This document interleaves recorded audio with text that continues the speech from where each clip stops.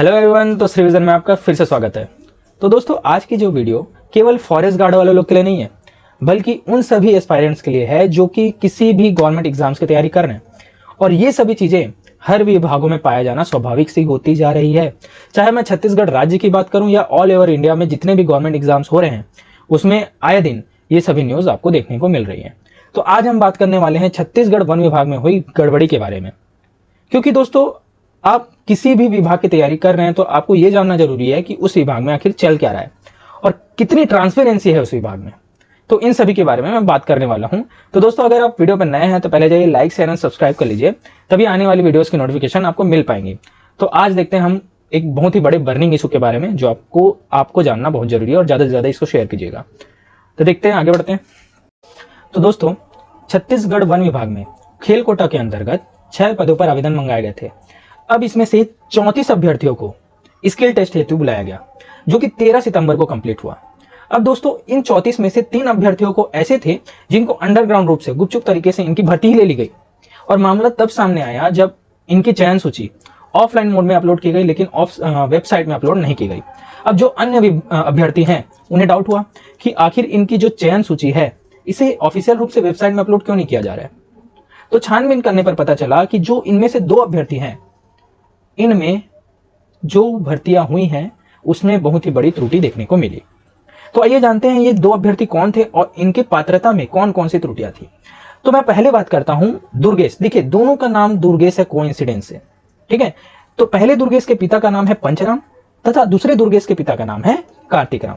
तो देखिए, जो पहला दुर्गेश है, पिता पंचराम, इसे नेशनल एंटी डोपिंग एजेंसी नाडा ने 28 दिसंबर 2023 को गलत दवा के सेवन करने पर 4 साल का बैन लगाया था। अर्थात 4 साल तक ये किसी भी भर्ती प्रक्रिया में भाग नहीं ले सकते थे। फिर भी इन्होंने भाग लिया, और भाग लेने के साथ साथ इनकी चयन भी यहां पर हुई है। पहली गलती तो ये हो गई। अब देखते हैं दूसरी गलती, जो कि दुर्गेश पिता कार्तिक राम के रूप में हुई है। तो दोस्तों, इनकी डेट ऑफ बर्थ में बहुत ही बड़ी गलती हुई है। तो इनका डेट ऑफ बर्थ अगर मैं बात करूं तो इनका डेट ऑफ बर्थ है 5 जुलाई 1995, 1995, लेकिन इन्होंने डाला है इसमें 5 जुलाई 2001। तो 2001 के रूप में ये क्या हो गए, यहां पर पात्र हो गए। अब इनके बारे में जो है शिकायत अन्य अभ्यर्थियों ने किसके पास की, कांकेर डीएफओ के पास की। अब इस मामले पर उन्होंने संज्ञान लिया और उन्होंने पाया कि जाहिर सी बात है, दुर्गेश पिता पंचराम जो कि डोपिंग के मामले में बैन है, उन्हें अभी देखा गया कि ये तो यहां पर पात्र है ही नहीं, ठीक है। तो इनको तो खारिज करना स्वाभाविक से हो गई, ये यहां पर से जाएंगे। लेकिन वहीं दूसरी ओर दुर्गेश पिता कार्तिक राम, इन्हें फिर से मोहलत दी गई है। क्यों? क्योंकि उनका कहना है कि हमने आवेदन में त्रुटि के लिए अप्लाई किया था, अर्थात गलती से हमने इसमें डाल दिया था। तो अगर आपने गलती से डाल दिया, आप तो यहां पर से अयोग्य हो गए, क्योंकि आपकी आयु सीमा तो पार हो चुकी है। तो आखिर इन्हें क्यों अभी तक टाइम दिया जा रहा है? तो बात यहीं पर से समझ में नहीं आ रही है, ठीक है दोस्तों। तो दोस्तों, सोचने वाली बात है कि केवल 6 पोस्ट थे, जिसमें से ओनली 34 अर्थात 34 अभ्यर्थियों ने भाग लिया था, और इसमें भी इतनी बड़ी गड़बड़ी, वो भी वन विभाग द्वारा। ये आसान बात तो नहीं है, ये पचा पाना इतना आसान नहीं है, ठीक है, क्योंकि आप सरकारी नौकरी ले रहे हो, हलवा नहीं है, जो कि इतने लोग इसकी तैयारी कर रहे हैं, ठीक है। ये सोचने वाली बात है, ठीक है। आगे केस में पता चलेगा कि क्या सही है, क्या गलत है, क्या गलती है या क्या घोटाला है। तो दोस्तों, जो कांकेर डीएफओ है, उनके द्वारा इनकी जांच की गई। उसके बाद देखिए उन्होंने क्या कहा। शिकायत के बाद हमने जांच टीम बनाई थी।